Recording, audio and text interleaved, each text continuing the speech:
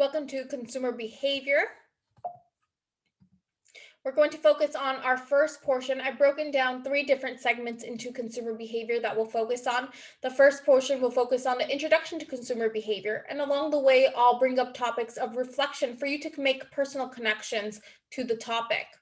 By the end of this first portion, you should know that consumer behavior is a process that marketers have to understand the wants and needs of different consumer segments, that our choices are consumer relate in powerful ways to the rest of our lives, that our motivations to consume are complex and varied, that technology and culture create a new always on consumer, that many types of specialists study consumer behavior, and there are differing perspectives regarding how and what we should understand about consumer behavior. Now, our first aspect, that consumer behavior being a process, we know that in the early stages of development, researchers referred to the field as a buyer behavior. Marketers now recognize that the consumer behavior is an ongoing process, not merely what happens at the one point in the transaction cycle. So we call the transaction of value between two or more an exchange, and it's an integral part of marketing, but consumer behavior recognizes that the entire consumption process is relevant to marketers. Now, people in the marketplace consumption communities are where members share opinions and recommendations about anything from Barbie dolls to baseball fantasy league team lineup into iPhone apps. So the use of market segmentation strategies means an organization targets its product, service, or idea to specific groups of consumers rather than to everybody, even if that means that the other consumers who don't belong to this target market are attracted to it. That's why they make chocolate and vanilla ice cream, even with candied bacon flavor. So why consumer behavior? The study is the process involved with individuals or groups select, purchase, use, or dispose of products, services, and ideas or experiences to satisfy needs and desires. Over here, we have the stages in consumption process. We call the person who identifies a need or desire, makes a purchase, and then disposes of the product as a consumer. The purchaser or user might be the same person or not. And you can see that the slide that there's three key stages here. First one being the pre-purchase, the second one being the purchase, the third one being the post-purchase. And marketers need an understanding of all three stages. You see each one is broken down into the consumer's perspective as well as the marketer's perspective. So I'll give you about 1 minute to read through for each one, and then I will move on. You can skim it if you choose to, but it just provides some questions for you to refer to in light of each category.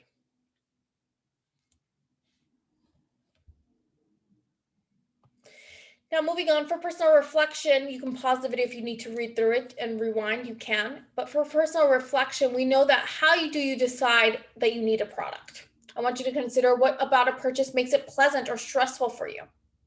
And I want you to consider when using the product, what determines if the experience is pleasant.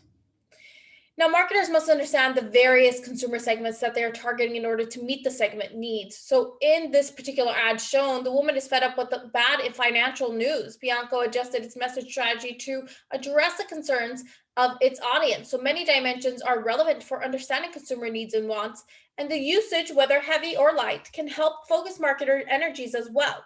In addition, there are many demographic variables that can help in understanding good groups of consumers. Here we have consumers are different. We have heavy users that are the most faithful consumers, following that 80-20 rule. 20% of users account for about 80% of sales.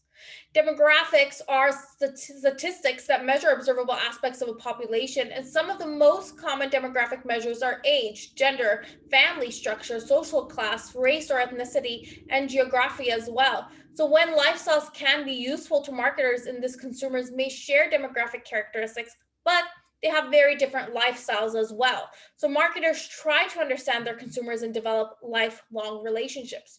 Marketers who follow this approach are said to follow the philosophy of a relationship marketing, and they also utilize database marketing in order to track their consumers' buying habits.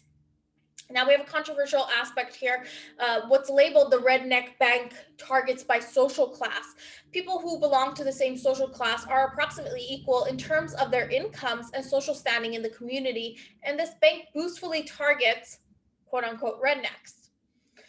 Then we look at the big data. So database marketing tracks specific consumers' buying habits very closely and crafts products and messages tailored precisely to people's wants and needs.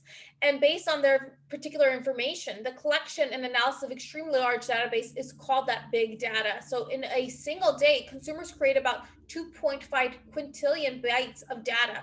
Big data can influence many areas of consumer life. For instance, monitoring of Google searches for fever and flu, they can help epidemiologists to identify specific areas of US that has been hit by the flu or an outbreak even before patients begin visiting doctors and hospitals. Now, marketing influences popular culture and popular culture influences marketing. So there's proper ways for the rest of our lives that make our choices as a consumer.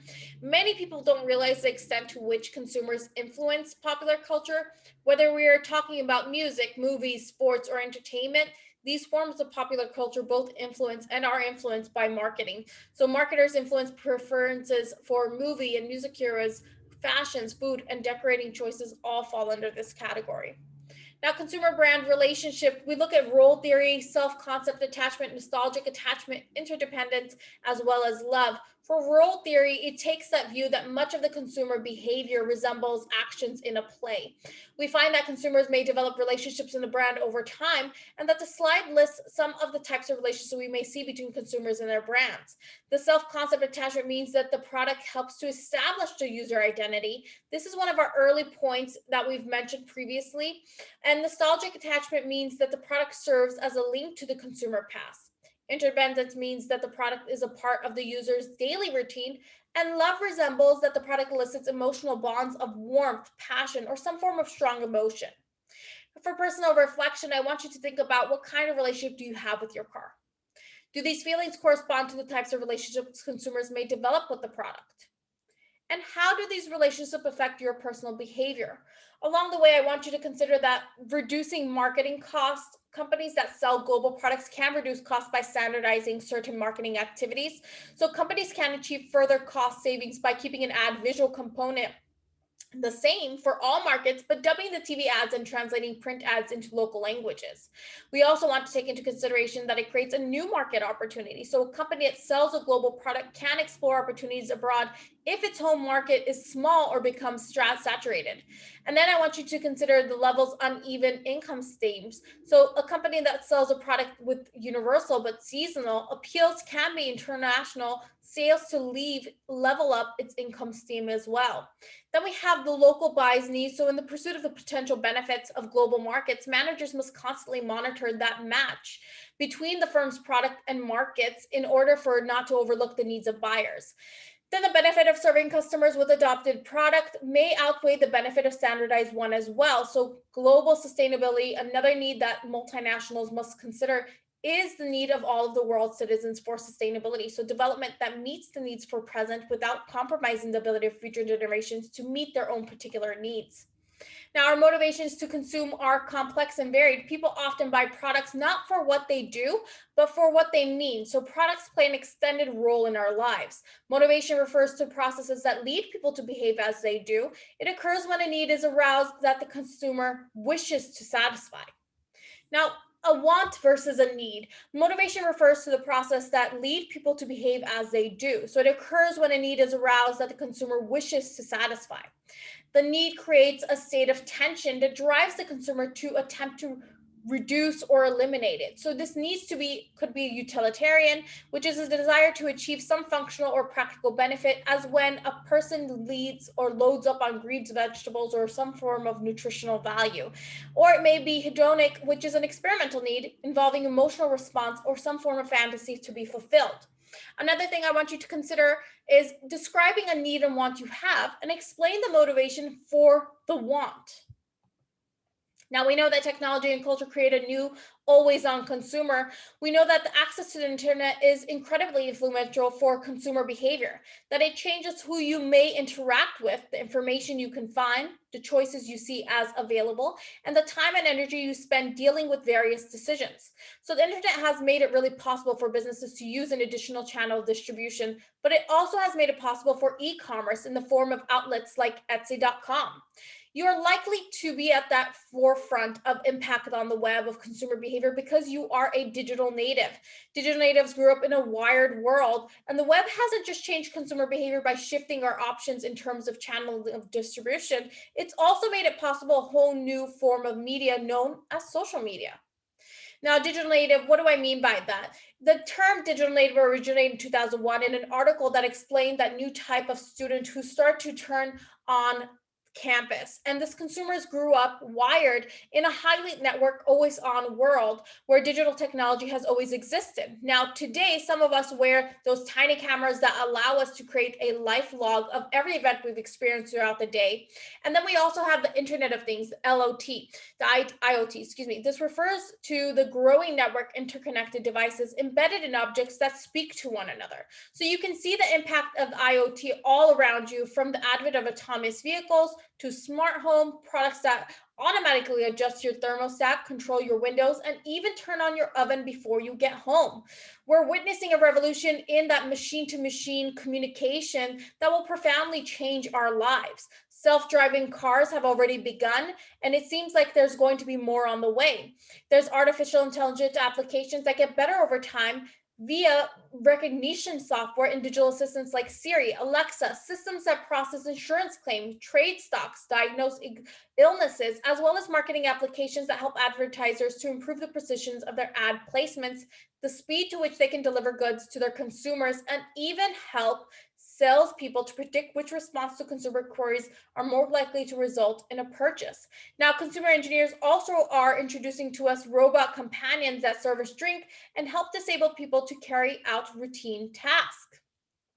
Something to consider here is, how has your daily life changed because of social media? How does your virtual life look compared to your personal life as well?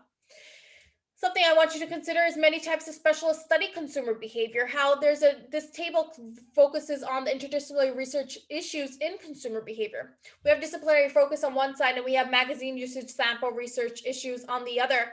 Disciplinary focus, one being that experimental psychology, the product role in perception, learning, and memory processes. And then the magazine usage sample research issues plus how specific aspects of magazines, such as a design or layout, are recognized and interpreted, which parts of the magazine people are most likely to read. Then we have clinical psychology, the product role in psychological adjustment, and how magazines affect readers' body images. Do thin models make the average woman feel, quote unquote, overweight? Then the microeconomics, the human ecology, the product role and allocation of individual or family resources. So we look at factors influencing the amount of money a household spends on magazines. Then we have social psychology, the product role and behavior of individuals as members of social groups. So ways that ads in a magazine affect readers, those attitudes toward the product depicted, how peer pressure influences a person's readership decisions. And then we have sociology, that product role in social institutions and group relationships, where we look at the pattern by which magazine preferences is spread throughout a social group. Taking it a step further, we look at those macroeconomics, the product role in consumers' relations with the marketplace, the effects of that price of fashion magazines and expensive items advertised during the period of high unemployment. Then we have the semantics, the literacy criticism. We have the product role of verbal, visual communication of meaning. We focus on the ways in which underlining messages communicated by models and ads in a magazine are interpreted. And then we look at the demographic, where we focus on the product role and measurable characteristics of a population. And for magazine usage, we look at the effects of age, income, marital status of a magazine reader. Now, the history of product role in societal changes over time. We look at a magazine perspective, ways in which our cultural depictions of femininity in magazines have changed over time. And we look at cultural anthropology, where we look at the product role in social beliefs and practices. In a magazine perspective, we look at the ways in which fashions and models in a magazine affect readers' definition of a masculine versus feminine behavior. For example, the role of working women, sexual taboos. Now, in this particular figure, it provides a glimpse of some of the disciplines working in the field and the level at which each tackles research issues. The field closer to the top of the pyramid concentrates on individual behavior, and those toward the base are more interested in the aggregative activities that occur among large groups of people. So you have a minute, take a minute, you can zoom in, pause the video, watch it, and then I will move forward. Something I want you to consider to make a personal connection through what we've stated previously. If you were to pick two of the disciplines shown in the previous figure from here, how would their approaches to the same marketing issue differ? Another thing I want you to look into are there are differing perspectives regarding how and what we should understand about consumer behavior. So we call a set of beliefs that guide our understanding of the world a paradigm. So some believe consumers' behavior is the midst of a shift here, which occurs through a competing challenges to dominant sets of assumptions, and the basic set of assumption underlining the dominant is positivism or modernism. It emphasizes the human reason is supreme and there's a single objective truth that science can discover. The newer interpretism or postmodernism questions of these assumptions come to play, and the perspective argues that social beliefs deny the complex social and cultural world in which we actually live in. Now we look at the positive versus interpretist approaches to consumer behavior. We have assumptions, and then we have each one into that fall into different categories. There's a mixture of images and ideas of an interpretist here. Consumer culture theory, the CCT, refers generally to the research that regards consumption from a social and cultural point of view rather than that narrowly as an economic exchange. So for an assumption for a positivist would be the nature of reality goal, focusing on objective, tangible single prediction. Interpreters focus on social construction, multiple understanding. Then we have knowledge generated. We focus on time-free, context-independent versus time-bound, context-dependent. Then we have the view of causality. We focus on existence of real causes versus multiple simultaneous shaping events. And then we have research relationship, focusing on separation between researcher and subject versus the interactive cooperative versus researcher being part of the phenomenon under study. Now, something for you to also consider is how do you think the two paradigms of some consumer research affect the choices marketers make in targeting consumer segments? Now, quick overview for you. We know that consumer behavior is a process. The marketers have to understand the wants and needs of different consumer segments. That our choices are as consumers relate in powerful ways to the rest of our lives. That our motivations to consume are complex and varied. The technology and culture create a new always-on consumer. That many times the specialists study consumer behavior. That there are differing perspectives regarding how and what we should understand about consumer behavior. Now, the next aspects I want to jump into is the consumer and the social well-being. By the end of this section, you should focus on ethical business is a good business. Marketers have an obligation to provide safe and functional products as part of their business activities. That consumer behavior impacts directly on major public policy issues that confront our society. That consumer behavior can be harmful to individuals and to the society. Ethical business is a good business. We see here that despite what some people think, advertising can't make you buy something you don't want or don't need. Marketing ethics and public policy. We have business ethics are a rule of conduct that guide actions in the marketplace, that there's cultural differences what is considered ethical. It can be difficult to avoid ethical conflicts because of our thoughts of what is right versus what is wrong among different people, organizations, and cultures. So the cultural differences certainly influence whether business practices such as bribery are acceptable. Bribing foreigners to gain business has been against the law in the US since 1977 under the Foreign Corrupt Practice Act, and the Organization of Economic Cooperation and Development, OECD, to which most industrialized countries belong, also outlines bribery. Still, these practices are common in many different countries. So do marketers manipulate consumers? Advertisers simply do not know whether the people to manipulate them. We look at consumer space. So the failure rate of new product ranges from 40 to 80%. Although many people think that advertisers use that magic to sell products, marketers are only successful when they promote good products. The consumer space is an environment where individuals dictate to companies the types of products they want and how, when, and where, or even if they want to learn about those particular products. Do marketers create artificial needs? The objective of marketing is to create awareness that need exists, not to create the needs. So a need is a basic biological motive versus a want is a one way that society has taught us that they need can be satisfied. So marketing is commonly criticized as trying to convince consumers that they need something when they really don't. This is an ethical issue. Marketers respond to this question by pointing out that the need already exists in consumer, but marketers recommend ways to satisfy that particular need. So, are advertising and marketing necessary? Does advertising foster materialism? Products are designed to meet existing needs, and advertising only helps to communicate their availability. So, are advertising and marketing necessary? Absolutely, yes.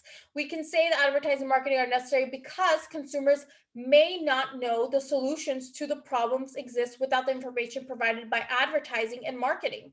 This is the way of the economic of information perspective. So it points out that there's an economic cost to searching for information. Advertising helps consumers by reducing search time. Personal reflection I want you to consider is advertisers are often blamed for promoting materialistic society by making their products as desirable as possible. Do you agree with this? Do you agree with this? If yes, is materialism a bad thing? If no, what are your reasons? Now, I want you to know that marketers have an obligation to provide safe and functional products as part of their business activities. We know that when brands fail to satisfy consumers, they have three options. One, to voice a response. Two, a private response. Three, a third-party response. A voice response means complaining. A private response means sharing your dissatisfaction with friends. And the third-party response may mean taking legal action or going through an organization like the Better Business Bureau. Now, consumers' rights and public satisfaction. We look at that corrective advertising. It means that the company must inform consumers that previous messages were wrong or misleading. That culture jamming is a strategy to disrupt efforts by the corporate world to dominate our cultural landscape. Now, a sample of the federal legislation intended to enhance consumer welfare. This is a sample of that list. We have all the year, the act, and the purpose of each one listed. From 1953, the FFA, Flammable Fabrics Act, it prohibits the transportation of flammable fabrics across state lines. 1958, the National Traffic and Safety Act, it creates safety standards for cars and tires. 1958, the Automobile Information Disclosure Act, it requires automobile manufacturers to post suggested retail prices on new cars. In 1966, the Fair Packaging Labeling Act, it regulates packaging and labeling of consumer products. The Child Protection Act in 1966 as well, it prohibits sale of dangerous toys and other items. 1967, the Federal Cigarette Labeling and Advertising Act, where it requires cigarette package to carry a warning label from the Surgeon General. 1968, Truth in Lending Act, where it requires lenders to divulge the true cost of a credit transaction. 1969, where the National Environmental Policy Act established a national environmental policy and created the Council on Environmental Quality to monitor the effects of products on an environment. 1972, we have the Consumer Product Safety Act, where it established the Consumer Product Safety Commission to identify unsafe products, establish safety standards, recall defective products, and ban dangerous products as well. And in 1975, we have the Consumer Goods Practicing Act, where it bans the use of price maintenance agreements among manufacturers and resellers. 1975, the Magnus Moss Warranty Improvement Act, where it creates disclosure standards for consumer product warranties and allows the Federal Trade Commission to set policy regarding unfair or descriptive practices. 1990, the Nutrition Label and Education Act, where it reaffirms the legal basis for Food and Drug Administration, new rules on food labeling, and establishes a timeline for implementation of those rules. 1998, an Internet Tax Freedom Act, where it established a monitoring special taxation of the internet, including taxation of access fees paid to American Online and other internet service providers. And 2010, we have the Dodd-Frank Wall Street Reform and Consumer Protection Act, where prompted by the recession to begin in 2008, it intends to promote the financial stability of the U.S. by improving accountability and transparency in financial systems to end too big to fail, to protect that American taxpayer by ending bailouts, and to protect consumers from abusive financial service practices as well. Now, the U.S. regulatory agencies and responsibilities, we have the CPSC, where it protects the public from potentially hazardous products through regulation and testing programs. The CPSC helps firms make sure that the products won't harm consumers. Then the EPA develops an enforcement regulation aimed at protecting the environment. So such regulations have a major impact on materials and processes of manufacturers, use in products, and thus the ability of companies to develop products as well. The FCC, where it regulates telephone, radio, television, it directs the effect of marketing of companies and industries. And it also has an indirect effect on the firms that use broadcast media for marketing communications. The FTC, that enforces law against the deceptive advertising of company labeled regulations. Marketers must constantly keep changes in the FTC regulations to avoid costly fines. And then we have the FDA, where it voices law regulations on food, drug, cosmetics, veterinary products, and marketers in the pharmaceuticals, over-the-counter medicines, and variety of other products must get the FDA approval before they can introduce products to the market. And then we have the ICC, regulates interstate bus, truck, rail, and water operations. So the ability of a firm to effectively move products to the consumer dependency on the ICC policies and regulations. Now, for the CSR, the social marketing strategies use techniques that marketers normally employ to sell beer on detergent to encourage positive behavior, such as increased literacy, and discourage negative activities such as drunk driving. The cause marketing example, that Tom Shoe, 1-for-1. We look at the CSR, social marketing encourages positive behavior, discourages negative activity. The CSR is the process of encouraging organizations to make a positive impact on stakeholders. And the cause market is a strategy that aligns businesses with a cause. Now, transformative consumer research, the TCR promotes research projects that include the goal of helping people or bringing about social change. So social marketing strategies use marketing techniques to encourage positive behavior such as increased literacy and to discourage negative activities such as drunk driving. The top cause marketers, we have Yoplait, Susan G. Komen, General Mills, P&G, RED, Red, Box Tops for Education, Kellogg's, Campbell's, Girl Scouts, Dawn, and so forth. Personal reflection for you to consider along the way. Do you purchase a certain product because of their cause? Why? Do you think of organizations support a cause for profits or because they want to be active in their community? Now, consumer behavior impacts directly one major public policy issues that confront our society. So some of the issues facing consumers include data privacy, identity theft, market access, and sustainability as well.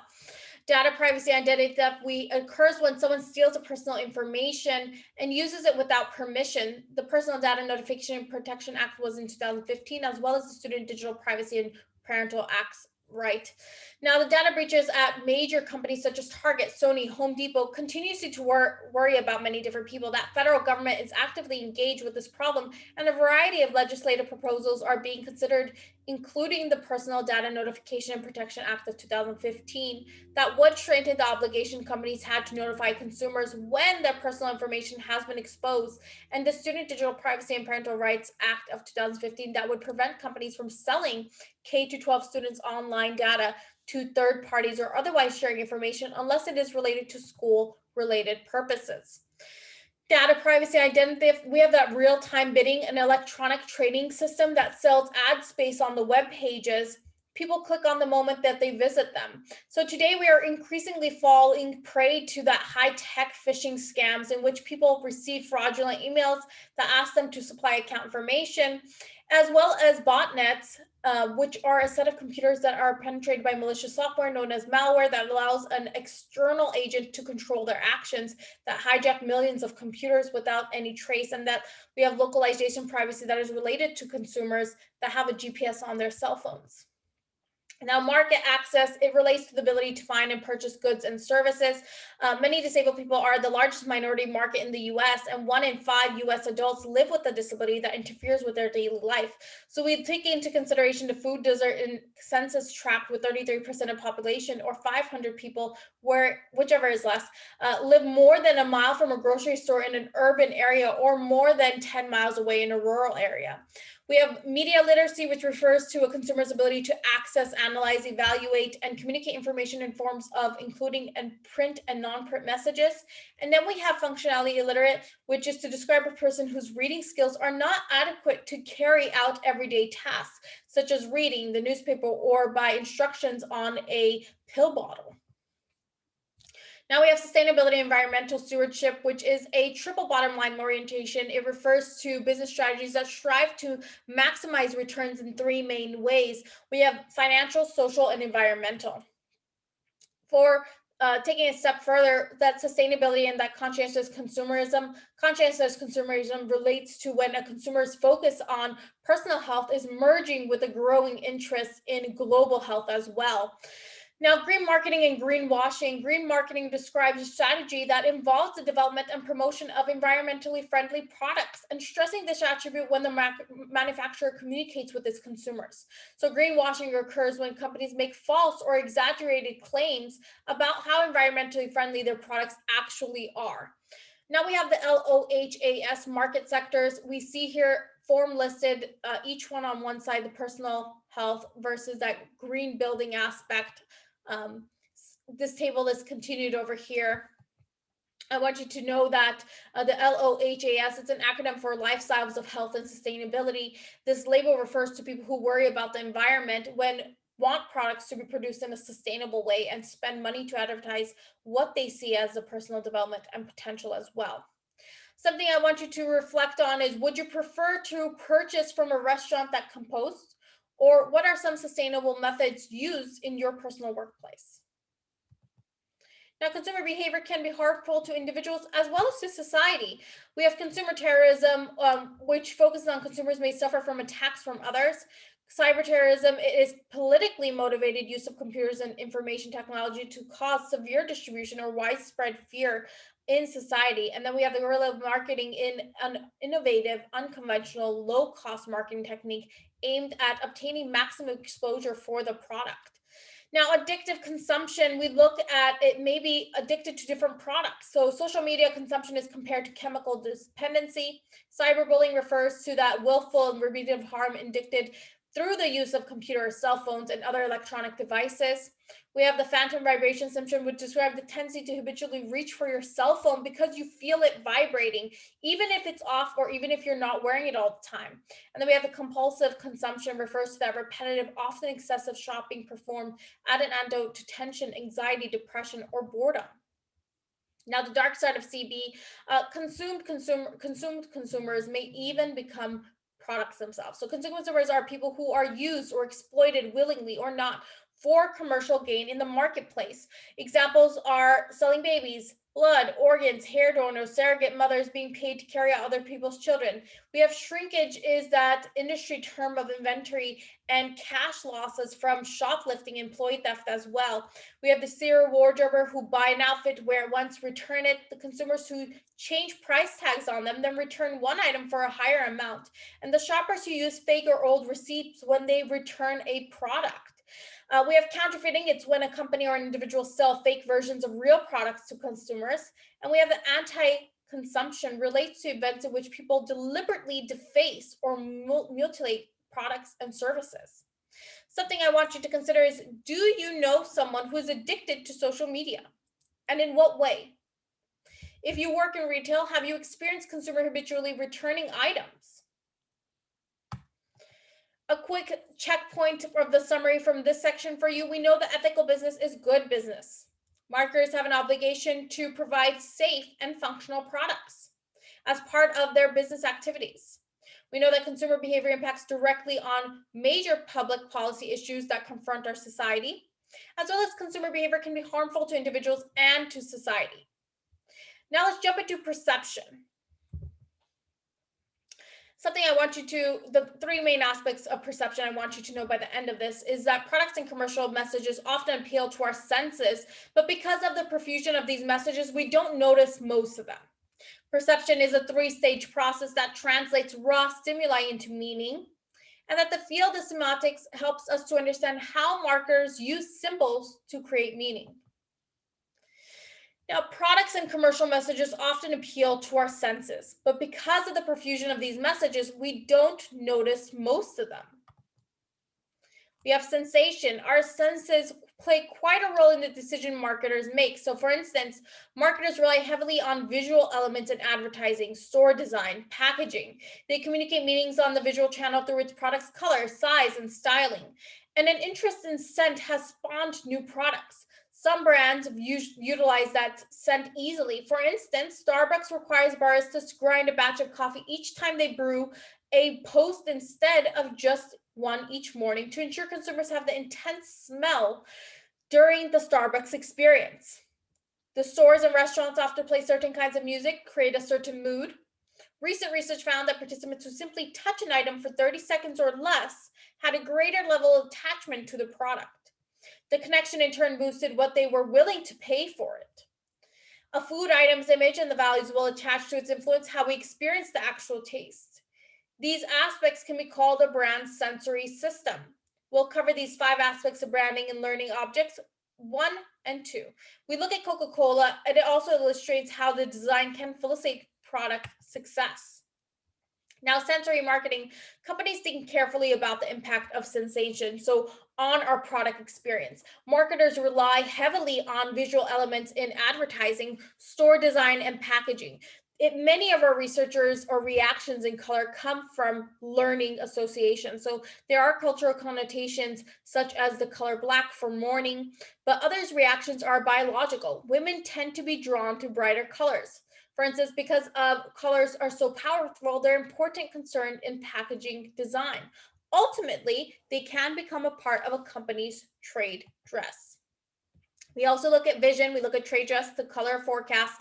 Trade dress is when some color combination can be so strongly associated with a corporation. For example, the blue box bag from Tiffany's color forecast are colors that manufacturers and retailers buy so they can be sure they stock up on the next hot hue. For example, Pantone Inc., one of these color arbitraries, identified Marsala, a natural, robust, and earthly wine red, as the color of the year for 2015. Then we look at vision. We look at the marketing applications of colors. So for each color, I'll go into the association and the marketing application. Yellow, optimistic and youthful. It's used to grab window shoppers' attention. Red, energy. It's often seen in clearance sales. Blue, trust and security. And you often see it in banks. Green, wealth. It's used to create relaxation in stores. Orange, aggressive. It's call to action, subscribe, buy, or sell. Black, it's powerful and sleek. You see it on luxury products. Purple, it's soothing. Beauty or anti-aging products are often the target. Dollar and cents, we look like color, odor can also stir emotions and memory. Scent marketing is a form of sensory marketing that we can see in lingerie, detergents, and so forth. So marketers are seeking ways to exploit the power of scent. You may notice products with scents such as aircraft cabins. A consistent scent would ultimately register with consumers as a brand's sensory signature. Now, the key concepts used in sound, we have auto watermarking, sound symbolism, and phonemes. Now, there's many aspects of sound relevant to marketers. Brands can use auto watermarking to encourage the retention of a message. So when producers weave a sound motive in a piece of music that acts like an earworm, we compulsively hum. Sound symbolism as a way to influence brand image with sound. Sounds can influence how we feel about a size. Consumers are more likely to recognize brand names that begin with a hard consonant like K or P. Vowels and consonant sounds or phonemes can also be associated with perceptions of large and small. Then we look at the key concepts of the use of touch. The endowment effect, haptic, or the Kansai engineering. Research has shown that when consumers touch a product, they have a higher level of attachment to the product. So touch can even influence sales interactions. Consumer researchers are buying or studying the role of the haptic sense, touch, plays in consumer behavior. Basically, we are more sure about what we perceive if we touch it. So we have a tendency to want to touch objects. The philosophy of computer design related to the touch is known as a natural use interface, and it incorporates habitual human movements that we don't have to learn. Some Japanese companies take this idea a step further with their practice of Kansai engineering, a philosophy that translates consumers' feelings into design elements. Now, something I want you to reflect upon is imagine you are the marketing consultant for the package design of a new brand of premium chocolate.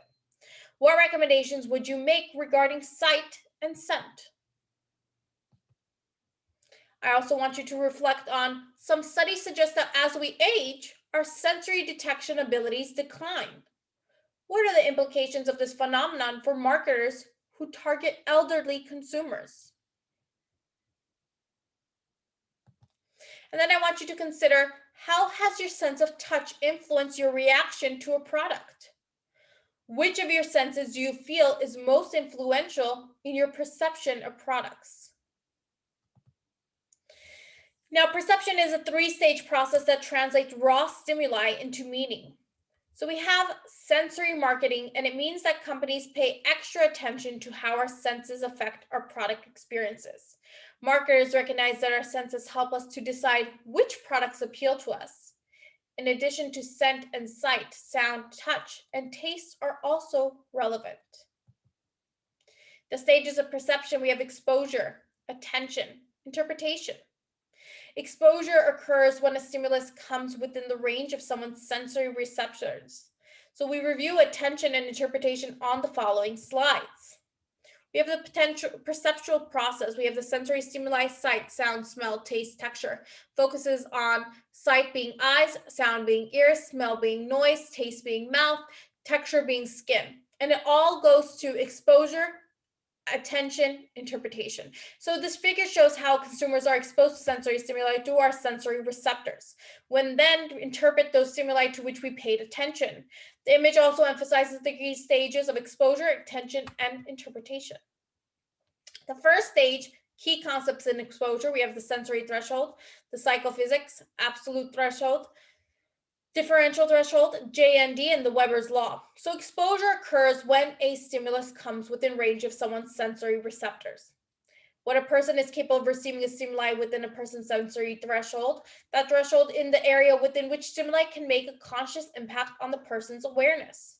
The science of psychophysics focuses on how people integrate a physical environment to their personal worlds. The absolute threshold refers to the minimum amount of stimulation a person can detect on a given sensory channel, and the absolute threshold means that the stimulation used by marketers must be sufficient to register. For instance, a highway billboard might have the most entertaining copy ever written, but this genius is wasted if the print is too small for passing motorists to see.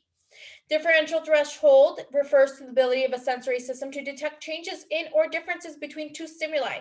The minimum difference we detect between two stimuli is that JND, just noticeable difference. Now, sometimes a marketer may want to ensure that consumers notice a change, that as when a retailer offers merchandise at a discount.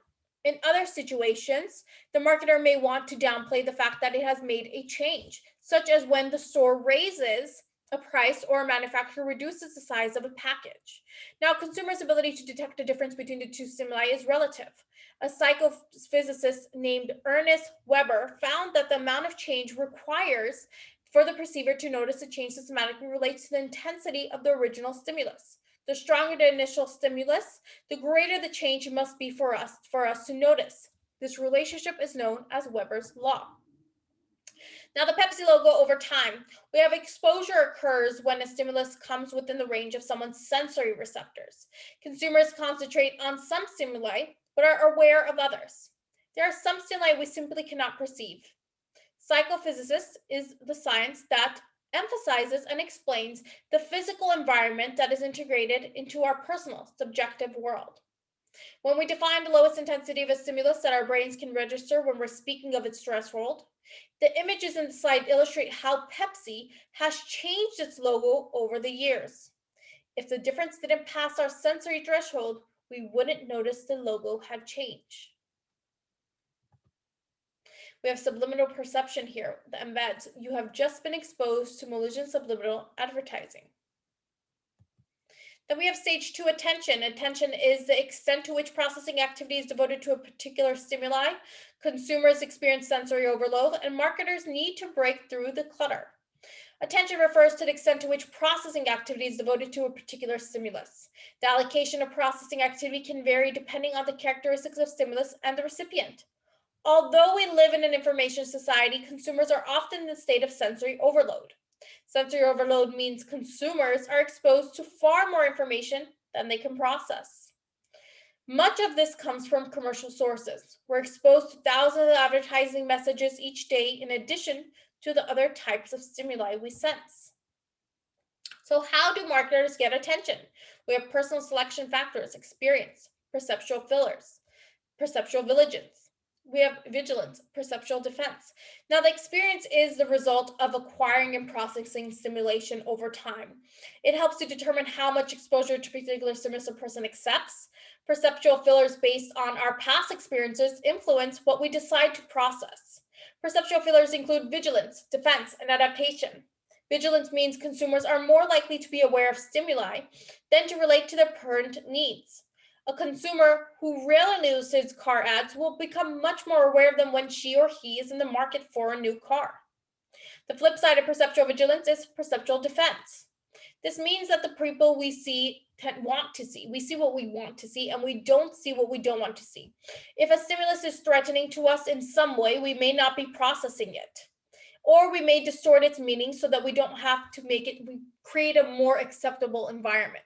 Adaptation can also affect attention. Adaptation discussed further on the next slide. We'll go into it. But in addition to the perceiver's mindset, characteristics of stimuli itself play an important role in determining what we notice and what we ignore. Marketers need to understand these factors so they can create messages and packages that will have a better chance of cutting through the clutter. Now, several characteristics can aid enhancing in the chances of stimulus from being noticed, including size, color, position, novelty. Now, factors of leading to adaptation. We have intensity, discrimination, exposure, relevance. Adaptation is the degree to which consumers continue to notice a stimulus over time, and the process of adaptation occurs when consumers no longer pay attention to a stimulus because it is so familiar. A consumer can individuate and regulate increasingly stronger doses of a stimulus to actually notice it. Several factors can lead to adaptation.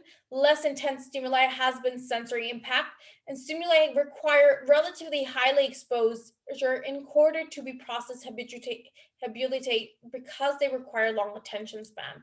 Now, simple stimuli habituate because they do not require an attention to detail, and frequently encountered stimuli habitate as the rate of exposure increases. Now, the stimuli, they are relevant or irrelevant or unimportant because they fail to attract attention.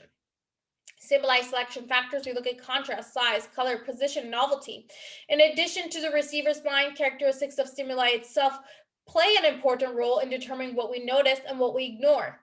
Marketers need to understand that these factors so they can create messages and packages that will have a better chance of cutting through the clutter. Now, several characteristics can aid enhancing the chances of stimulus for being noticed, including size, color, position, and novelty. Looking at this, we have the golden triangle. It shows how our eyes view websites. The eye tracking studies reveal that people typically spend most of their time on a website looking at the golden triangle outlined by yellow, orange, and red. Then we have interpretation. It refers to the meaning we assign to sensory stimuli, which is based on schema. So the meaning we assign to stimulus depends on the schema or the set of beliefs to which we assign it. It is a process called priming. Certain properties of stimulus evoke a schema, and this leads us to compare the stimulus to other similar ones as well. So when you look at this ad, what is the word in blue? Now look at its spelling. Something I want you to reflect upon is how much of a change would be needed in a favorite brand's price, package size, or logo would be needed if you were to notice the difference. How would differences in these variables affect your purchase decisions? Another thing I want you to reflect upon is, do you think that subliminal perception works? Under what conditions could it work? The field of semantics helps us to understand how marketers use symbols to create meaning. And stimulus organization result had the whole is greater than the sum of its parts. We have closure, which is people perceive an incomplete picture as complete. Similarity, consumers group things together, share similar physical characteristics. And we have figure ground, one part of stimulus will dominate while the other part recede into the background. So one factor that determines how we interpret stimulus is the relationship we assume it has with other events, sensations, or images in memory. Our brain tends to relate incoming sensations to other already in memory base, some fundamental organizational principles. These principles derive from Gestalt psychology, a school of thought that maintains that some people interpret meaning the totality of a set of stimuli rather than an individual stimulus. The whole meaning of a pattern configuration summarized the term as a whole is greater than the sum of its parts, and the perspective provides several principles that relate to the way our brains organize stimuli, including closure principle, the principle of similarity, and the figure ground principle as well.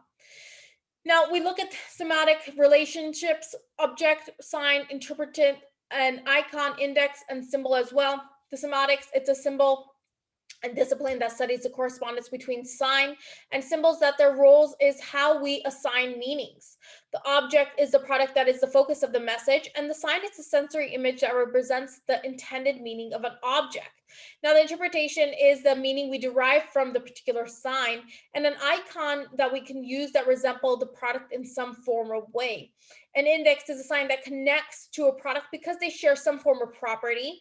And then we have a symbol, say, a sign that relates to the product by either conventional or agreed upon association, listed over the company's approach to some form of investment.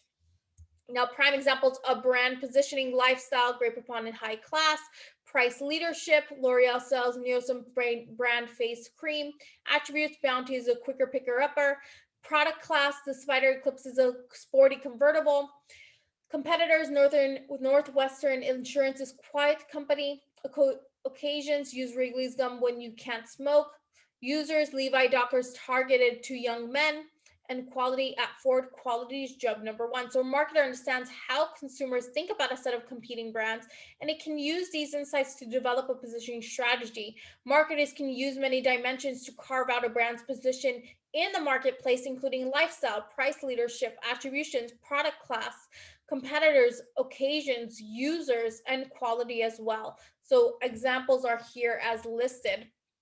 So some research by clinical psychologists suggests that subliminal messages can influence people under very specific conditions, though it is doubtful that their techniques would be much used in marketing context. For this kind of message to have a prayer of working, an advertisement has to tailor it specific to an individual rather than the mass messages suitable for the general public. So think of a commercial you recently seen and explain the object, sign, and interpretation of it as well. Another aspect I want you to reflect on is give an example when you were affected by closure, similarly, or the figure ground principle. And then I want you to focus on how do your favorite brands position themselves in the marketplace? Which possible positioning strategies seem to be the most effective? And a quick summary for you: we've covered key concepts here.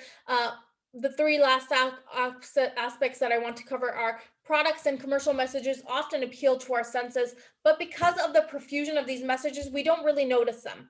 The perception is a three-stage process that translates raw stimuli into meaning, and that the field of semiotics helps us to understand how marketers use symbols to create meaning. And that is the end of our lecture.